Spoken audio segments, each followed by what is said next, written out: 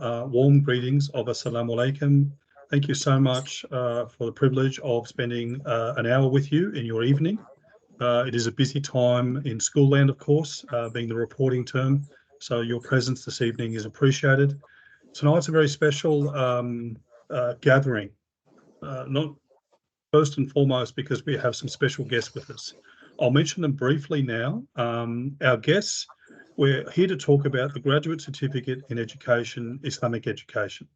And you'll hear briefly from some of the site team members.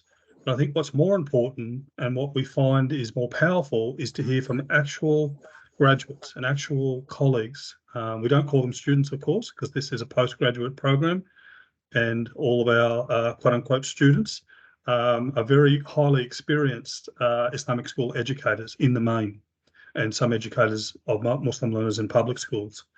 And you get to hear from them this evening. So we'll be having a panel discussion and some Q&A, hopefully to gain, firstly, a better understanding of the Graduate Certificate in Education, Islamic Education, and secondly, the potential impact of this pathway and this journey.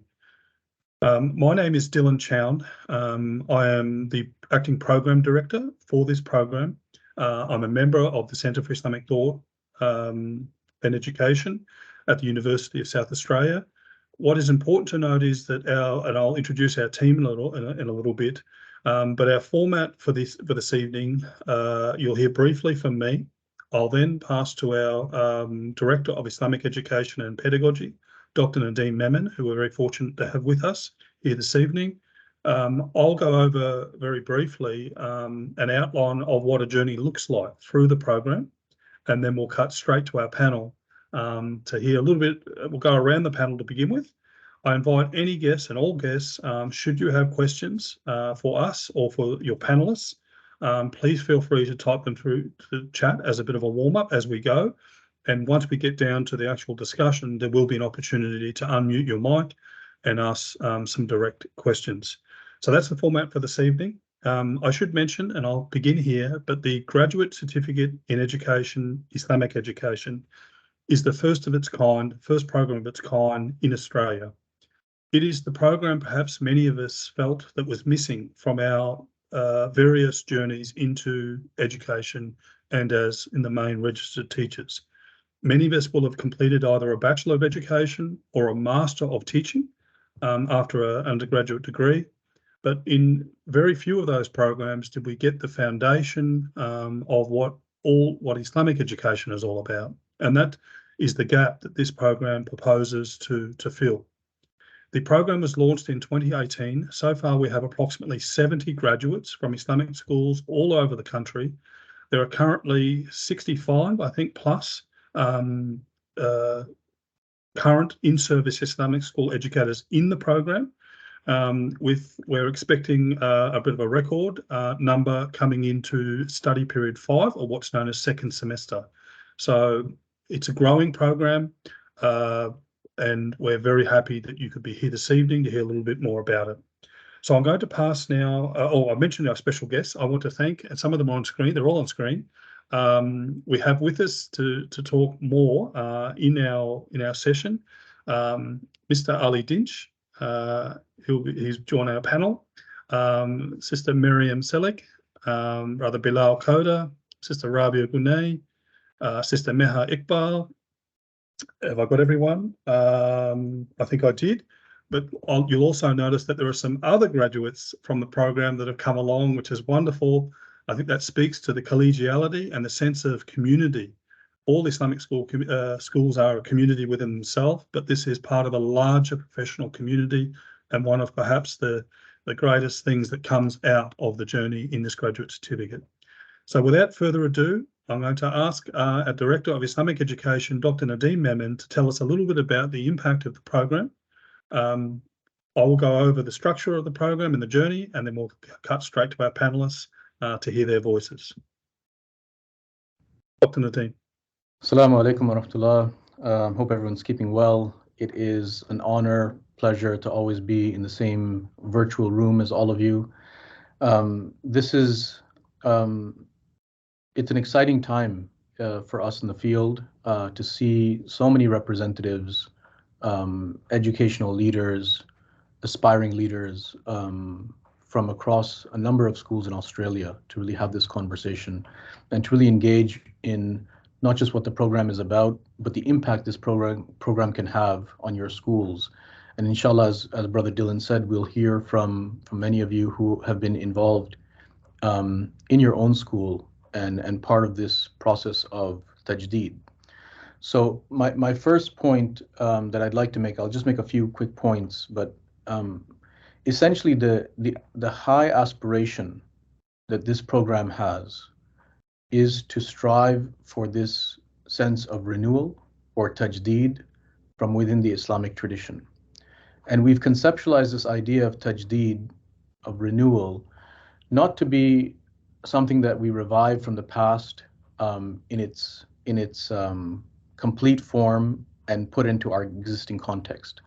Rather, renewal for us is to take the essence, the principles, the ideas, the things that made education in the Islamic tradition special, unique, distinct, and to bring that into our existing context as an aspiration for us to think about what it means to do Islamic schooling in the Australian context in 2023 and beyond in a way that is distinctly Islamic and distinctly Australian. And this sense of renewal is really about reconnecting with the vision and the aspirations that each of our schools already have in place. All of our schools have this version of reconnecting with or connecting or fostering a sense of strong Islamic identity in the learners in our schools. And what we're trying to do is shed light on that very vision, that very shared aspiration that we have, and ask ourselves, how do we get there? And you see in literature on educational leadership, there's this concept of school turnaround that's quite commonplace.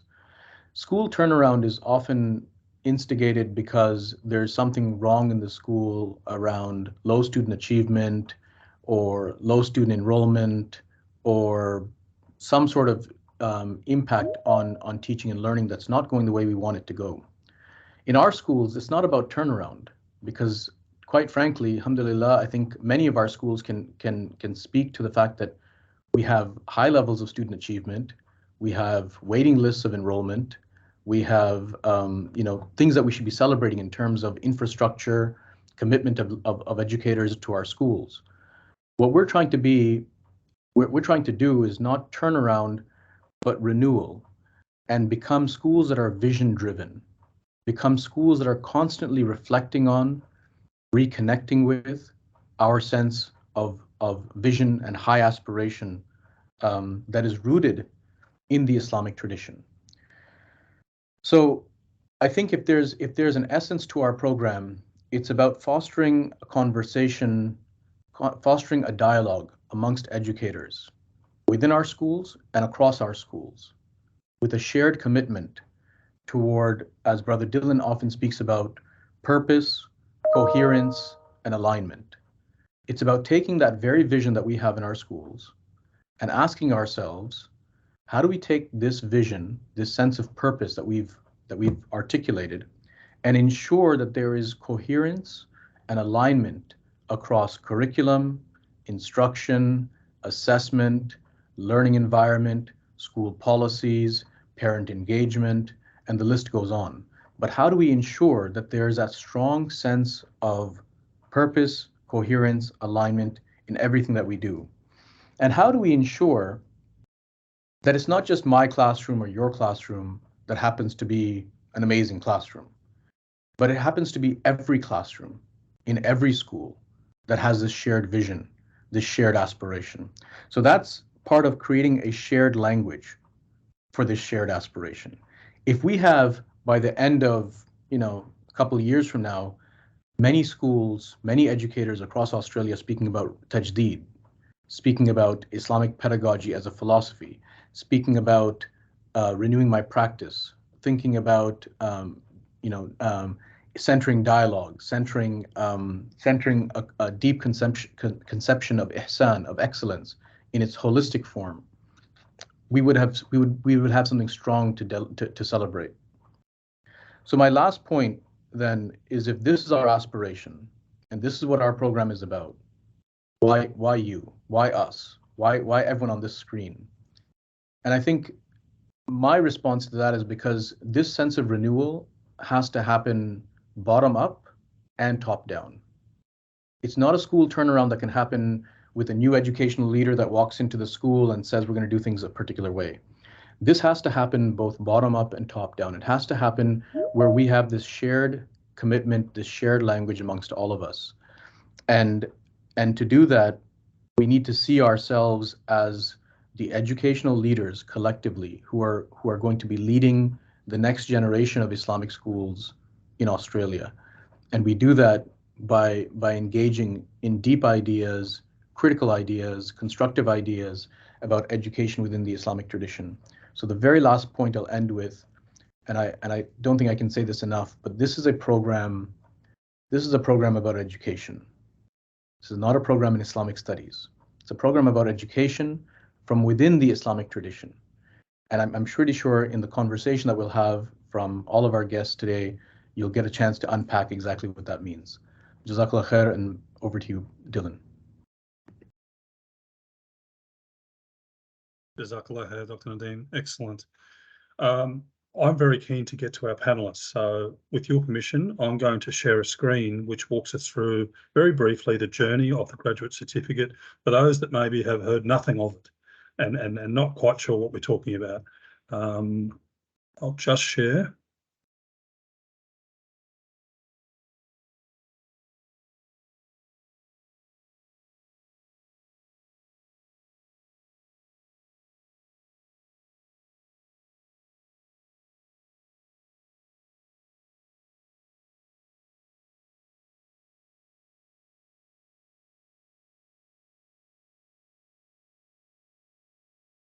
Are we able to see that? Yes.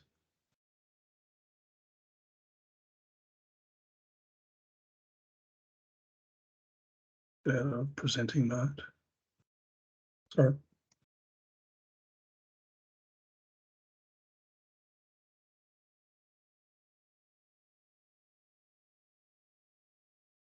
Okay. I thought I'd begin by introducing the team. I'll be very brief here. Many of you will have heard about the director of our centre, which is Professor Muhammad Abdullah. We've heard from the Director of Islamic Education, Dr. Nadeem. I'm acting Program Director. You will have all had contact with the Site Business Manager, Sister Ramillo, who was on the call with us this evening, and Jen Manning, Personal Assistant to Professor Abdullah. In terms of the team on the graduate certificate, Dr. Claire Al-Kawatli, myself, Dr. Nadeem, and Sister Iman, who was also with us this evening. Awada. Sister Iman was the first graduate of the program and is a middle leader in her school in Sydney, and a wonderful new addition to the team. Sorry, Dylan, your screen is dark. It's just black screen. You might have to, yeah, just pull it across.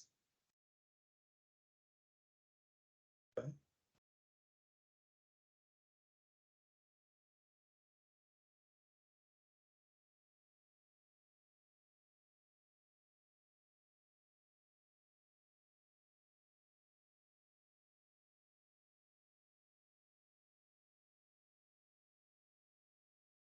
Seems better. No. No, that's the wrong one. Is that orientation? Is that your Yeah, it's the slide? wrong one. Oh, okay. Yeah.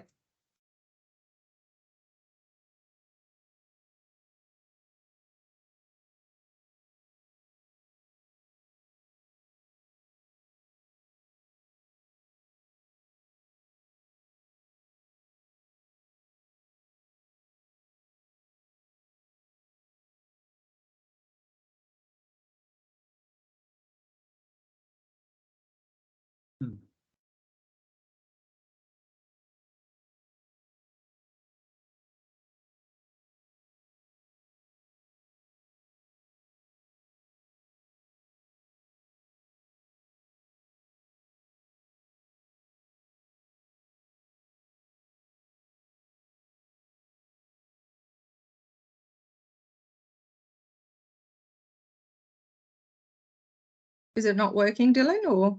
I'm not sure. I'm seeing it. Now we can see it. Yeah. Excellent. Excellent. Yeah. But if you press play, if you've got two screens, it usually goes to the other screen. So you just have to, move it across. Yeah. Okay. So I introduced the site team, the full-time team, and on the graduate certificate, Dr. Claire, myself, Dr. Nadeem, and Sister Iman.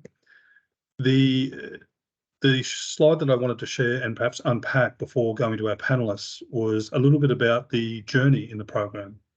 Now, the first course taken by Dr. Claire is titled Islamic Pedagogy, Principles and Praxis. And this is the foundational course, one of two prerequisites. If you enter this course in study period 2, this will be the course that you begin with. This introduces us to that common shared language that Dr. Nadeem mentioned. It introduces everyone to an archive of traditional, also contemporary research on Islamic pedagogy, Islamic education, and in Islamic schooling. The second course is Islamic Pedagogy, Quality Teaching and Learning. This is offered in the second semester, what we call study period 5. So it is either the second course you do, if you're doing it in part-time mode, or if you're entering in the second semester, study period 5, then this will be your first course. Islamic Pedagogy, Quality Teaching and Learning is a course that looks at the dominant approaches to teaching and learning in schools, often approaches that are based on paradigms that are mixed alignment. Some of them align, some of them don't. In quality teaching and learning, colleagues have an opportunity to delve into principled practice, or the principles that Dr. Nadeem mentioned that can redesign our teaching, and a micro-practice experience is involved there. The third course in study period 2 is Islamic Pedagogy, Managing Learning Environments. This one's a very popular course, as they all are, focused on behaviour, character, well-being, engagement and like themes. Often we tend to borrow dominant approaches to classroom management, which have nuanced aims and end goals. And of course, in Islamic education and therefore Islamic schooling, we have quite nuanced aims and end goals, and therefore looking at approaches that are befitting of our schools, our students, and our aims and aspirations. In the final course, course 4, this is the capstone or the culminating course. It's titled Islamic Pedagogy, Critical Perspectives on Curriculum, Pedagogy and Assessment, to be co-lectured by Dr. Nadeem and Sister Iman. This one is an action research cycle where colleagues in this course at the end of the program get to pursue their own special project and engage in action research, practitioner-based research, which means we become experts at studying our own context and our own learners and our own practice, if you like, inquirers of our own practice. So some of the macro objectives of the program are that shared professional language, faith-based language for Islamic schooling. We seek to establish as Islamic pedagogy as a philosophy, as the foundation of our practice. We seek to become inquirers of our own practice, and we look for faithful praxis, which is that purpose, coherence and alignment between why, what, how, when we teach at an individual level and at a whole school or collective level, the purpose, coherence and alignment across everything that we do in a school. So that is, if you like, is the journey through the 4 courses. I'm going to stop sharing now so that we can see our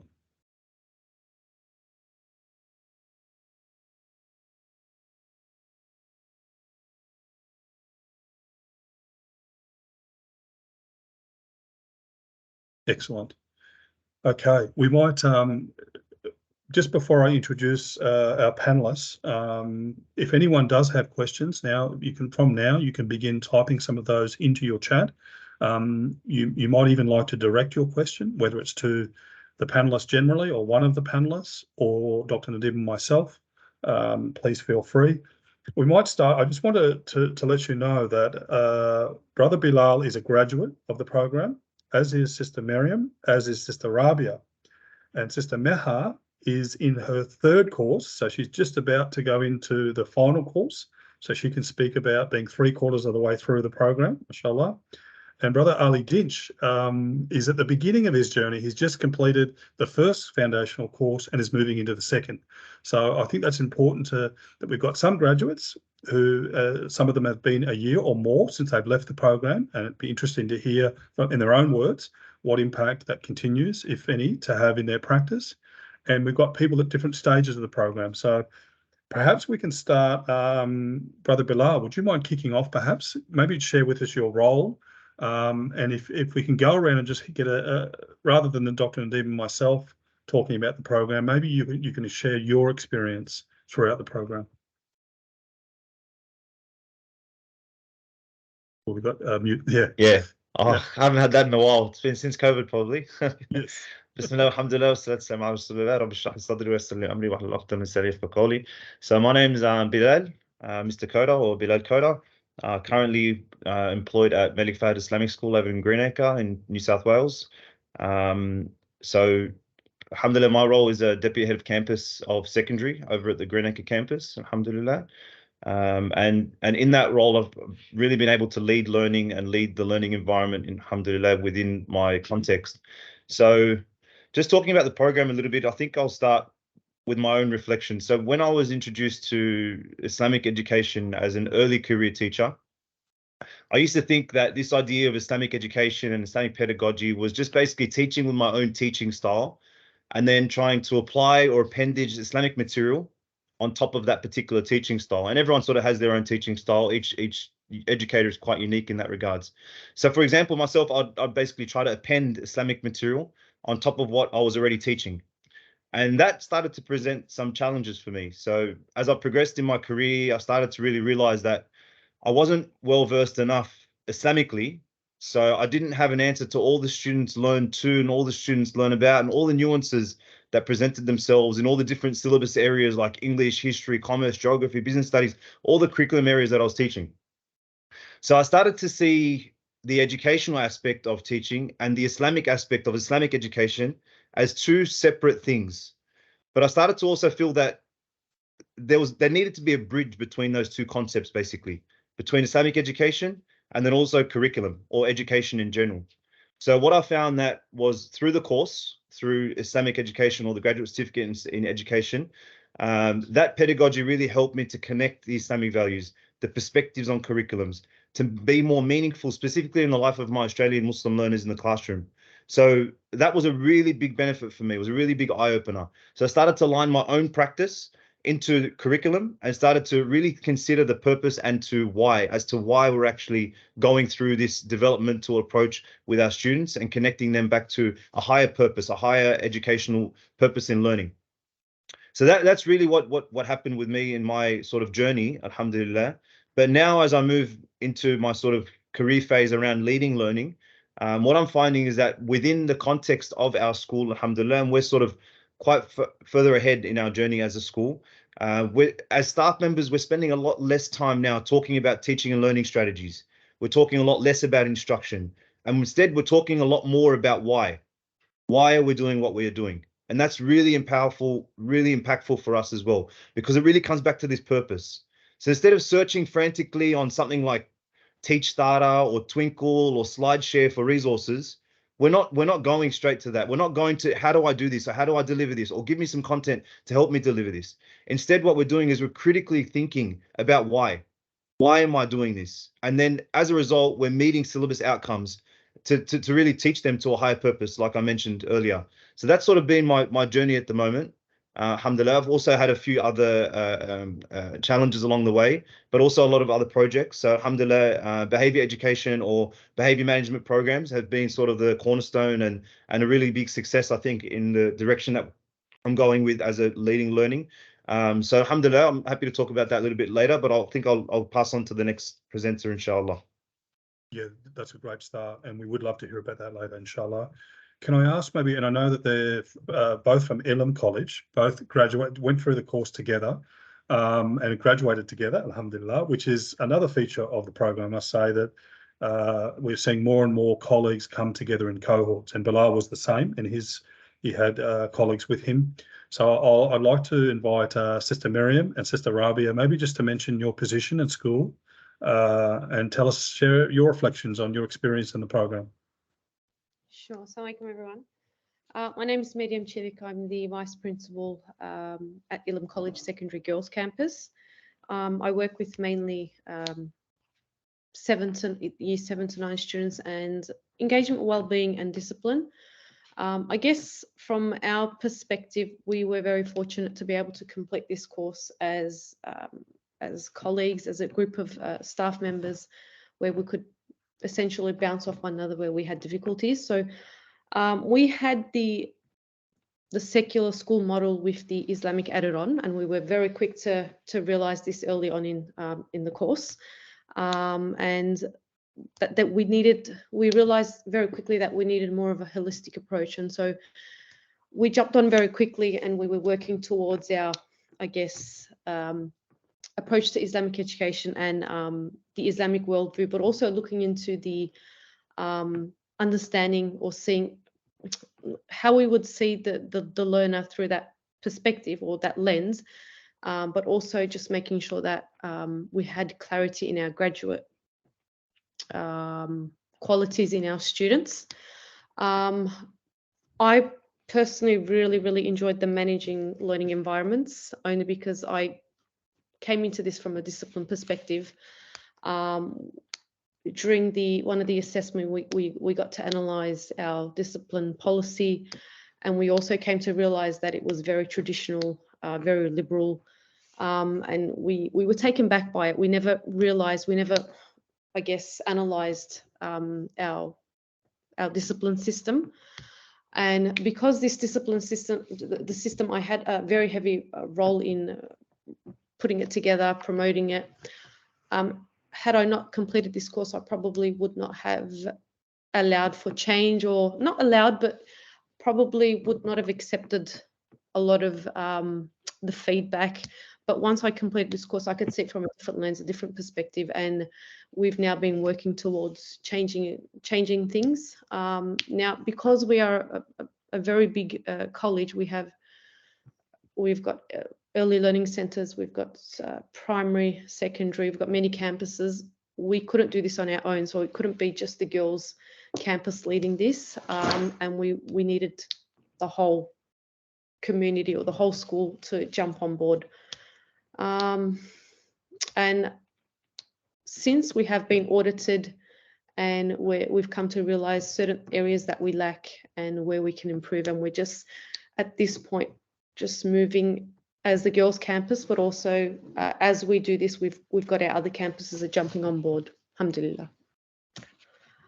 That was my little, I guess, into the course. I know Miss Rabia, she looks at it from a different perspective, and I'm sure she's got much more to add as well. Thank you, Mr. Rabia. Thank you, Miss Meryem. Assalamu alaikum, everyone. I am Rabia Guney, the Vice Principal for Teaching and Learning at Ilim College. I think there's echoing, or not sure. Now, firstly, I think us as a team with Ilim College staff, we've really benefited from this program.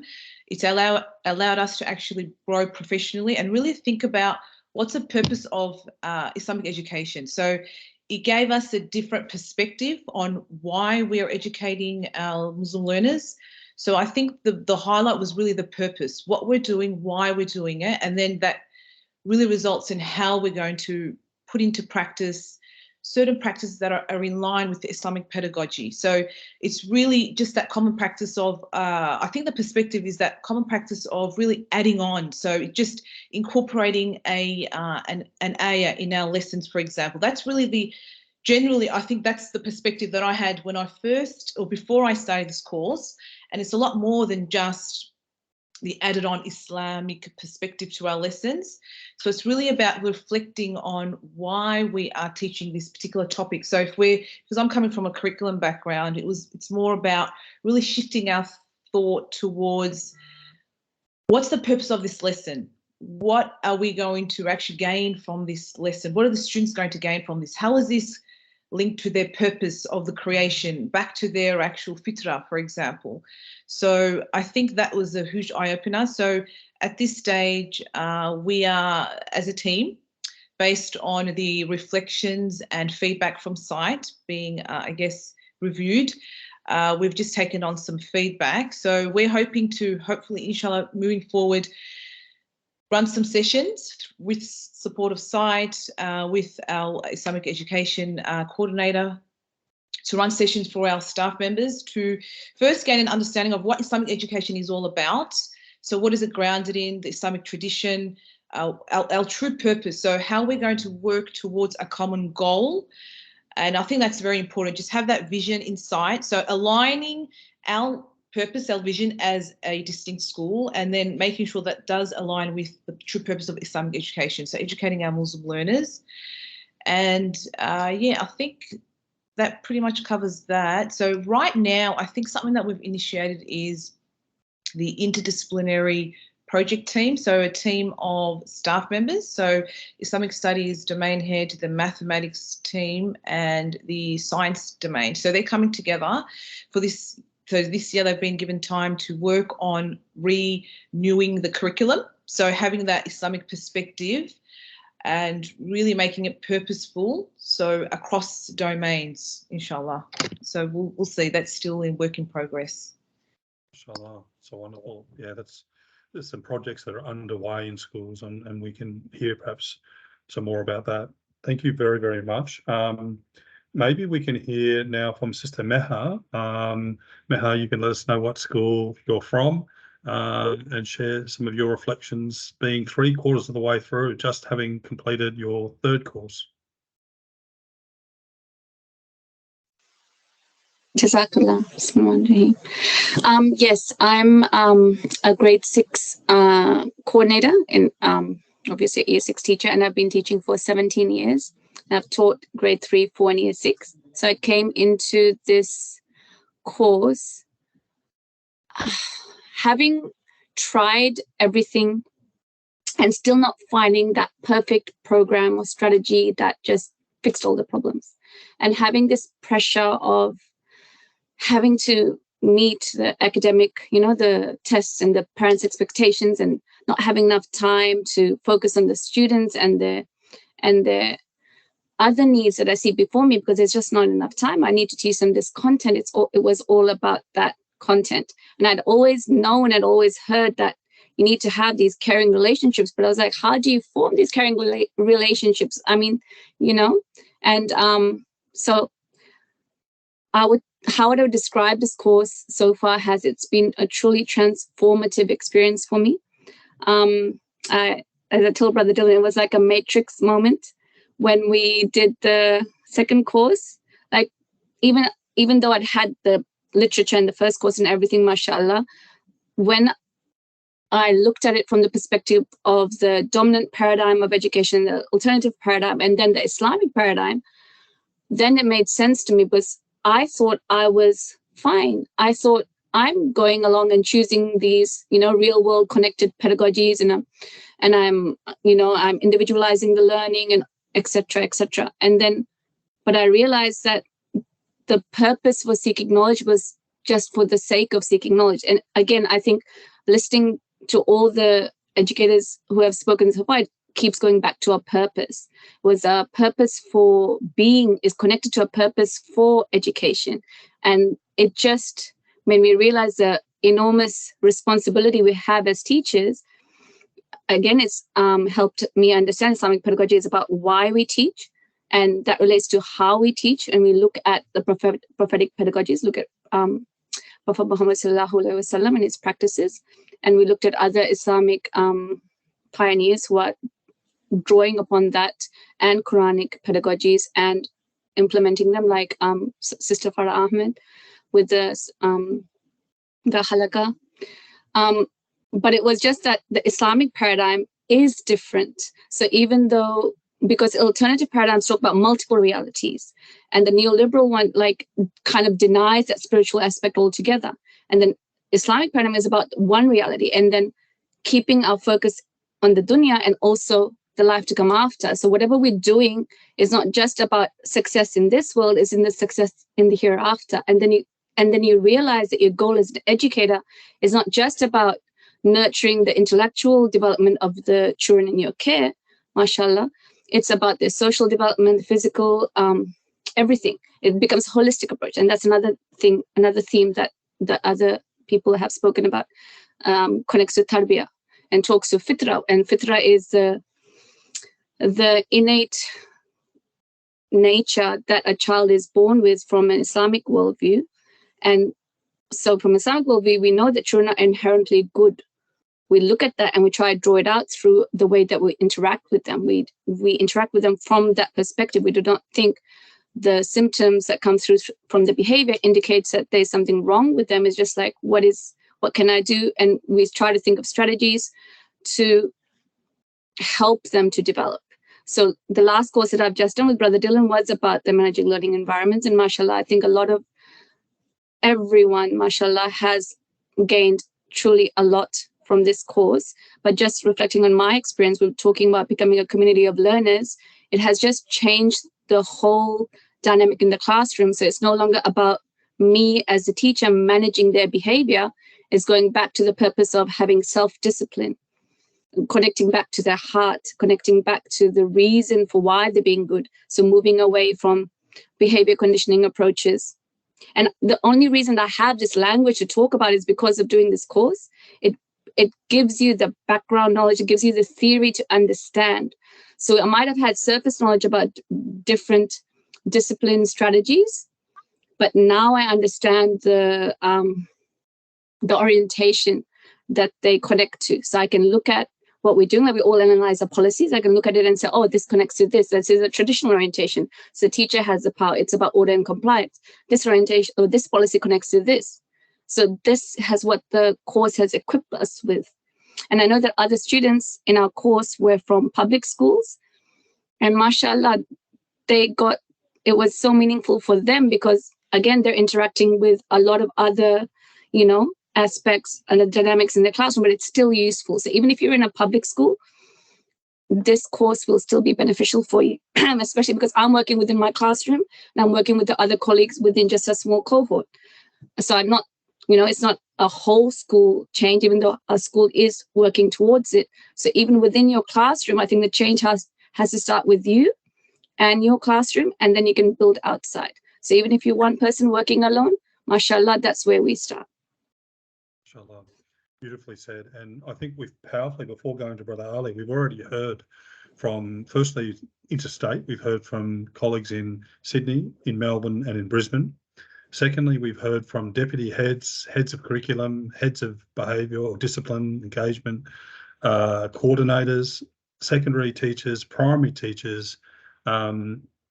There are the vast majority of people in the program are educators from Islamic schools, but as Sister Meha said, we have had numerous educators from public schools that have drawn on it, Muslim educators in public schools, and we recently, just in your cohort, we had an educator outside of the faith, but purely took the course to learn more about the philosophy and to bring that to her own practice, which was powerful.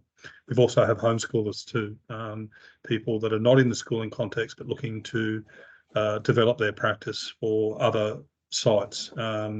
Colleagues also from Alpha Dulce and other more integrated madrasa style places. So just tapping back to some of the questions that we've been seeing.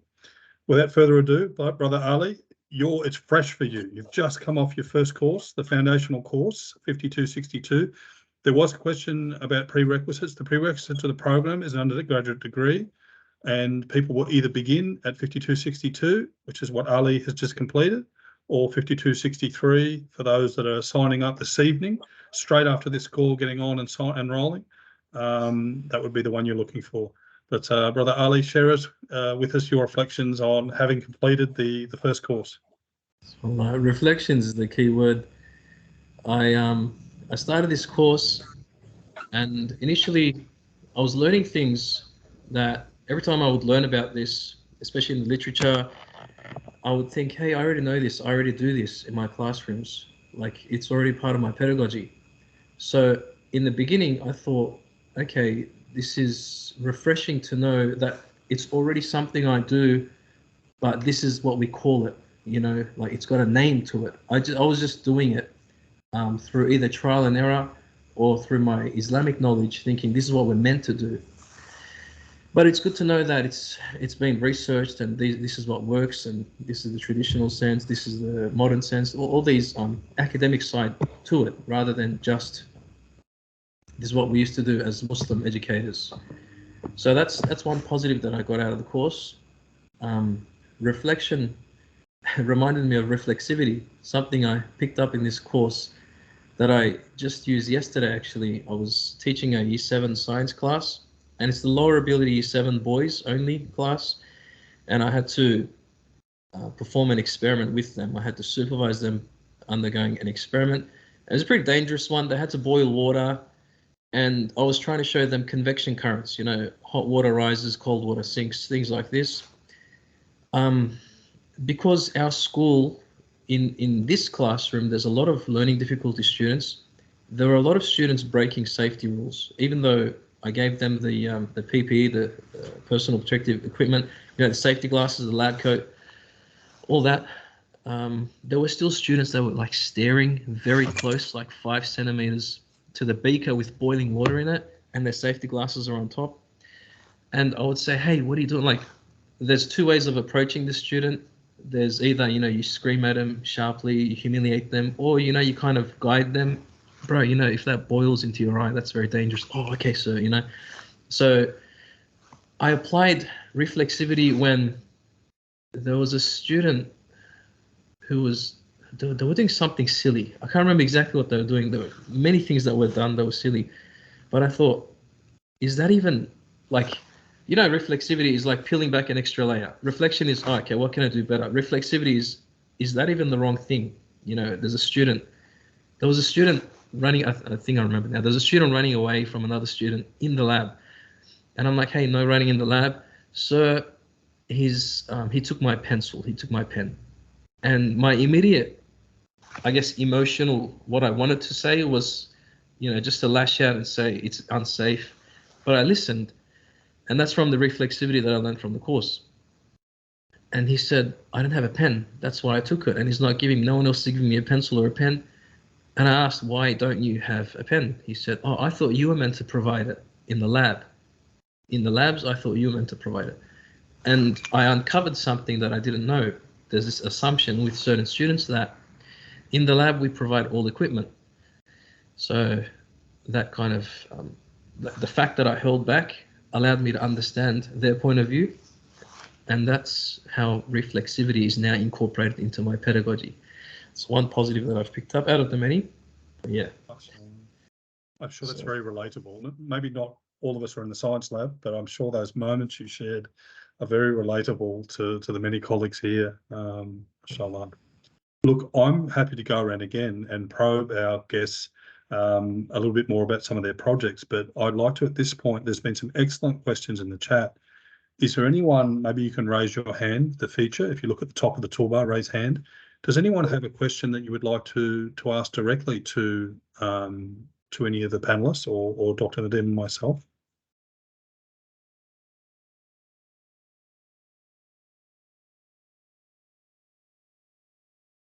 While you're thinking about that, if any hands pop up, we'll direct you.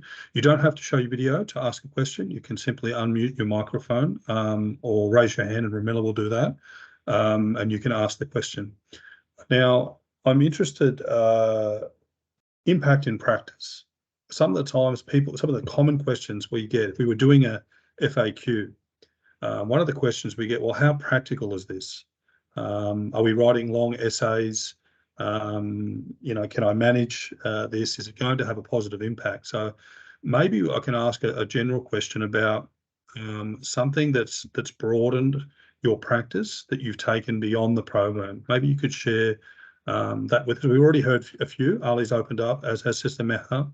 But is there a particular focus that's come out of the program that you're now advancing in your own practice, in your own school? A focus or a project? Out of our panelists, who would like to go? Who would like to jump in? I'm happy to jump in there, Dylan. Please. Yeah, so alhamdulillah, I think Sister Meryem spoke about this. I think we're from similar backgrounds, alhamdulillah. So we both went into our roles coming from a disciplinary or background. In our particular school, in my context at Melik Fahd, we don't refer to this as discipline anymore, and that's a result of having done the course, to be honest with you. So we don't actually look at discipline anymore as a practice. We actually look at well-being and support services to our students. So we've rephrased that, and that's one of the important parts of understanding the reason for the rephrase, is because through the course we learned that we should be holding strength-based positive asset views of our learners, having this idea of husn al-dhan, looking at our students, for example, as a positive force. So alhamdulillah, we actually revisited our entire behavior approach to behavior, I guess, at the school. And that was also facilitated through the course. So we've had a couple of educators now who've gone through the course, myself included. I was, alhamdulillah, one of the first ones, along with a colleague that I was working with at the time, who undertook that component around managing learning environments. And we were able to critique our existing policies on behavior. So it was through that particular assignment that we were actually able to enact change in the school, real change, changing our policies, changing the way that we did things and everything like that. So that's actually continued now that we've got other graduates from our school in the course. So we initially redid our policies, conceptualized them and changed them. And now that we've got other graduates through the course as our staff members, they're actually looking at that again and now critiquing our new policies that we've made, alhamdulillah. And alhamdulillah, it's been really strong to do that as well, because we've found so much benefits and so much things that we might have overlooked, such as clarity, for example, clarity around roles. So alhamdulillah, it's been really refreshing that other people are picking that up as well. And we're continuing to steamroll through these sort of practices and sort of leading the way in that field. So just to give you a bit of a background, I guess, around that, or just to go back to something that Brother Ali mentioned. He spoke about the who. So when Brother Ali was talking, he was talking about the student. He said, I thought about what the student's needs were. He thought about, I really need to differentiate here and think about what does a student need from this. And through this practice of us actually reconceptualizing things, it really allowed us to focus on who we're doing this for and what are their needs, right? So who are, like the parents, for example, that are involved, the students that are involved, the staff that are involved, and then think about how that all aligns. So just to give you by way of example, I was actually talking to a year 12 student today, and he said to me, he joined the school several years ago, like 5 years ago, basically. And he said, sir, when I joined this school 5 years ago, I remember being shocked because in my previous school, in a public school, teachers would never yell. And when I came to this school, teachers were yelling. 5 years later, now that he's in year 11, year 12, he's saying to me, I don't hear teachers yell anymore. And he said to me, it feels like teachers care now. So going back to the idea about the who, we're actually servicing our students at the end of the day. It's not about, let's have a policy that works really effectively and efficiently. Sometimes as educators, we're really time poor. We want something that works really quickly, particularly with discipline. It's now thinking about what do we actually want to achieve as an end goal for our students? And that's been the most important thing for us, which really connects back to that why. Why are we doing this? For us, it's about connecting that long-term things like Sister Meha mentioned about around muhasaba, accountability and muraqaba, developing that self-assessment for the students as well. So alhamdulillah, there's been some of the projects there, and I'm happy to share those inshallah with some of the panelists or the people who are joining today inshallah. And yeah, mashallah, before cutting to Brother Nadeem, Brother Billal has the benefit of him having completed that program is that I'm aware that he's working collaboratively with two current students who are his colleagues in the program. And I think that the path that you played in leading that initial policy, the intimate knowledge you have of it, plus the program and holding space for others to be doing some really powerful things with students, very, very impressive work. Thank you for sharing that. Dr. Nadeem. Sorry, I was just Yasmin asked a really good question in the chat, and I thought I'd bring it up to the panel, if they don't mind. And I see Ali has already responded, which is great. She asks, as an early career teacher, do you recommend I wait until I gain more practical experience in the classroom before enrolling into this postgrad program, i.e. when is it most practical and beneficial to undertake? So I thought I'd leave it to all of you to chime in.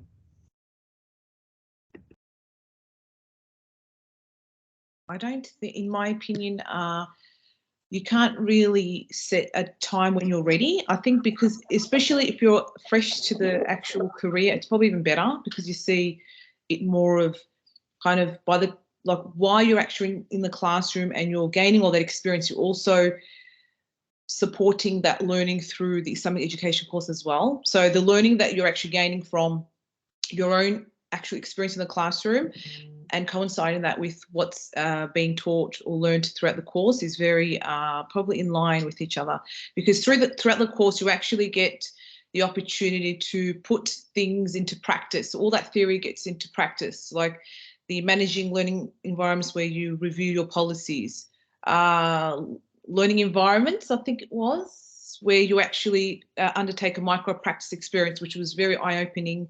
So you get to really reflect.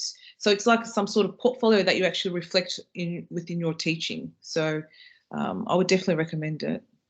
That's my opinion. But I was going to say, what a wonderful opportunity to undertake this course at the beginning of your career, because coming to it 17 years after I started teaching and now doing this, and how amazing it's been. If you can do it now and you're teaching in the classroom, applying it, of course, as the sister previously said, it's practical, but it's going to change the whole way you look at everything that you do. And that will help you grow even more. So I would say definitely don't wait. If you're thinking about doing it, do it now. There's no right time to do it. You don't have to be an experienced teacher in order to do this, because this will open your, open your mind, open you to what is possible, to the possibilities that are out there.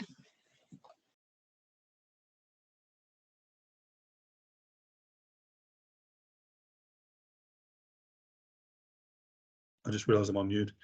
Jazakallah khair for sharing. It's the COVID thing. Jazakallah khair for sharing those perspectives. One thing that might be relevant from our perspective is that in our university, we have probably one of the most diverse programs. And I'm not talking about our cultural, our ethnic, or our linguistic diversity, which is certainly there. But I'm talking about our diversity of positionality.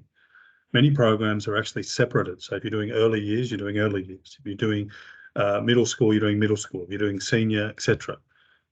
With us, we are all together, and each course is set up to consider your own practice, your own positionality within your school, your own classroom if you have one, or your role if you're not in a classroom, and your own learners or context. And that might also help contribute to, I think, why such diverse cohorts are finding something for themselves in the journey. I know we're getting close to the hour, so are there any other, the questions have been fantastic. Are there any additional ones that I may have missed? I think Brother Abu Bakr raised his hand. Worker?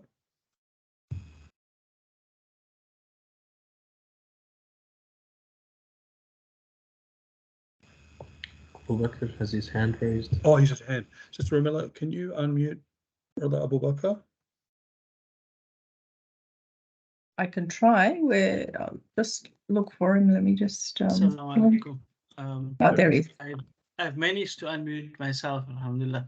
Alhamdulillah. So, Jazakallah khair for the wonderful presentation. I think when we look at SITE, I've been following SITE for about 3 or 3.5 years now.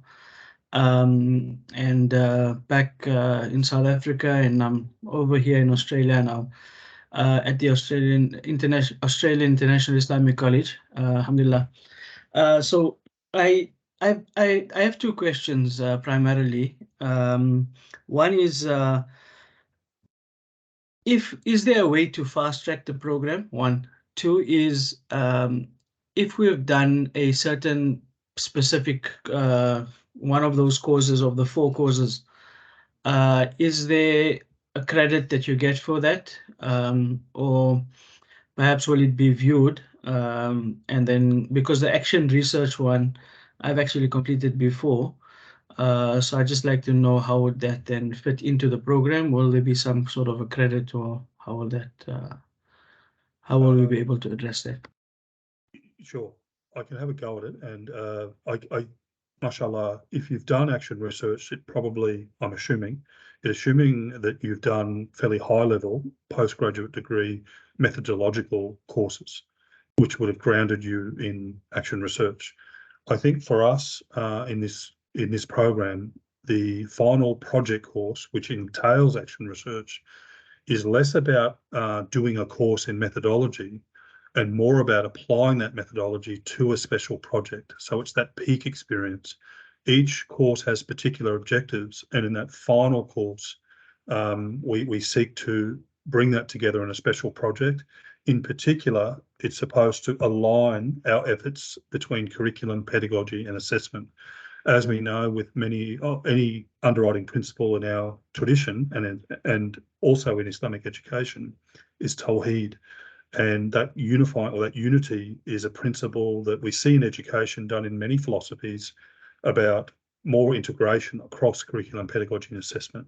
For us, that culminating course, that final course, is the application of action research as a methodology, but more about the special project that you'll advance. Does that answer does that address your question? I just want to thank you too, Jazakallah khair, Abu Bakr. Jazakallah khair for following us. I should have led with that. It's really humbling to hear that you've been following our centre, and I wanted to thank you for that. Should have started with that. No, shukran to you and Dr. Nadeem and the rest of the team. But I've actually done a course. When I say I did the course, I did the action research module through SITE of this program before. So that's the question I have. So it's specific to SITE. It was crammed up into about a 6-week course, which I took part in, and it was intensive. So that's why the question of is there a way to fast track it? Because when I saw on the website a half-year course, I'd prefer maybe something more intense and in a shorter period of time than to drag it over 2 years or a year. But of course, you can advise me. Perhaps it was a shorter course and slightly different to this. Sure. Yeah. No, I think I'd like to follow up with that because that's a very specific question because you've actually done one of the courses. So I might, Sister Ramila, you'll have Brother Abu Bakr's details. Maybe we can keep your details, and I'll actually follow up and give you a more specific answer because I want to double check the one you've done, inshallah. Absolutely. Dylan, I know we need to close, but can I just ask a closing question Please. To the panel? The question that Brother Abu Bakr just asked, I think Dylan and I often feel that it's best to stretch the program over 2 years for all the reasons that we probably would articulate. But given that we have the panel here, I'd love to ask the panel, based on your experience, would some of you have done it intensively? Some of you done it in a year, some of you done it over 2, some of you different ways. So what would you recommend to others that are here, that are listening? Great question. Sorry, I'm not sure who jumped in. When you say 1 year, is that still going to be one? So it'll be the one course during the semester, right? So one course per semester, basically. If you do it over 2 years, you're doing one course each semester.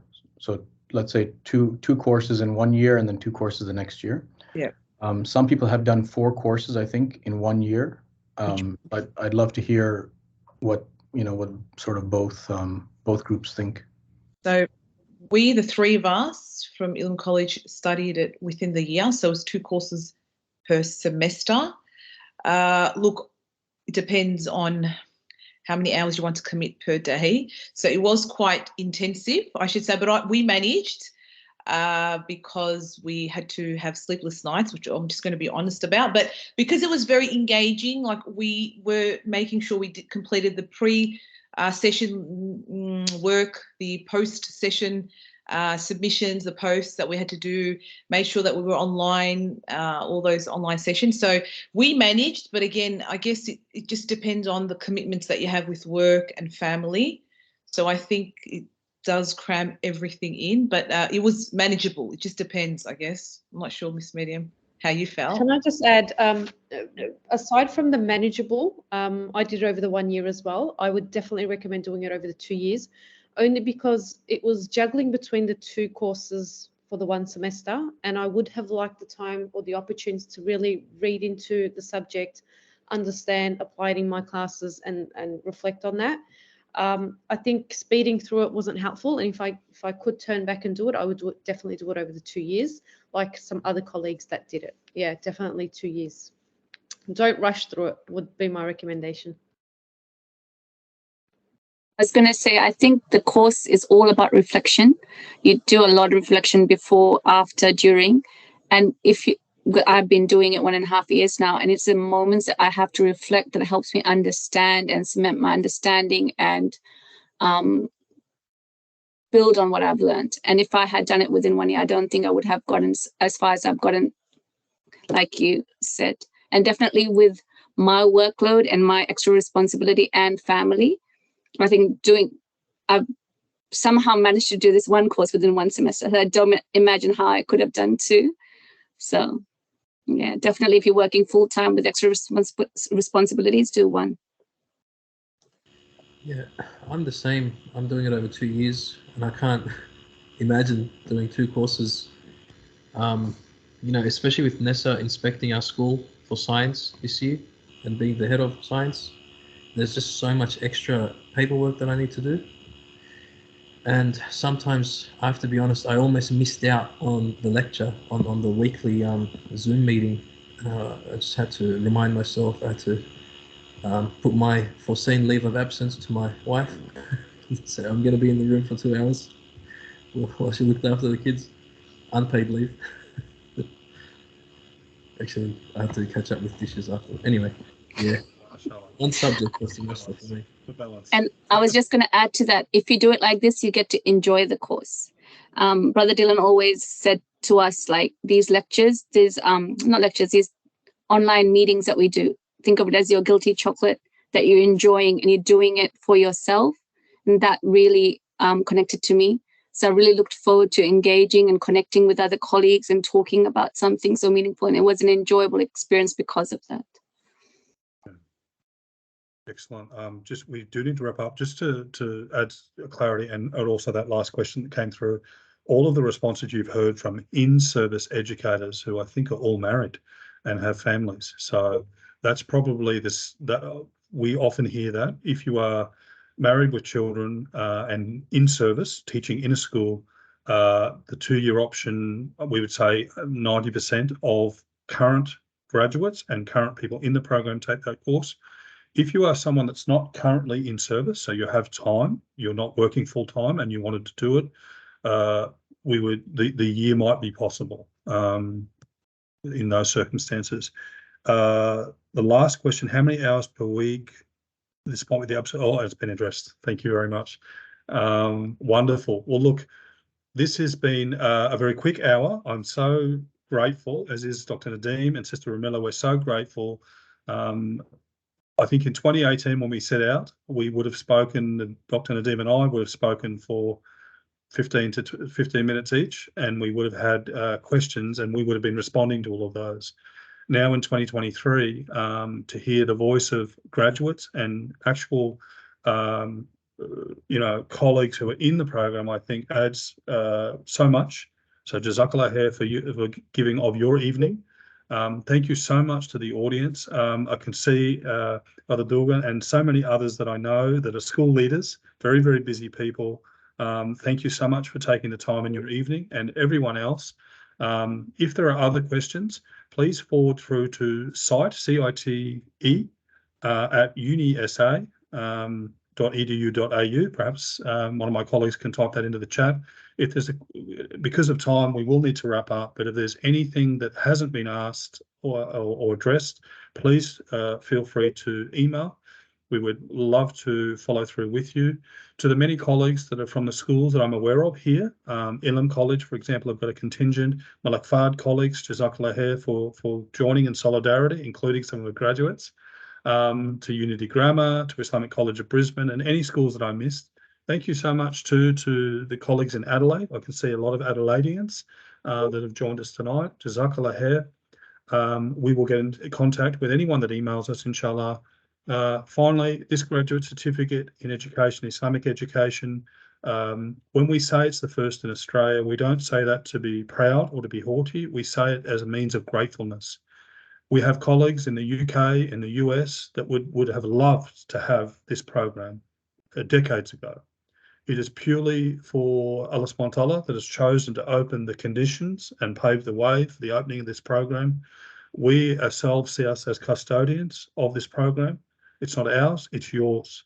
It's every Islamic school educator, and it's every educator of Muslim learners in public schools, and it's every educator inside or outside the faith that sees value in an Islamic philosophy of education. Thank you so much for joining us this evening.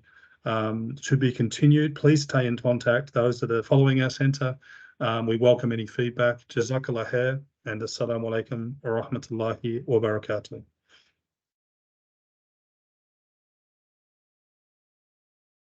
Assalamu alaikum. Thank you.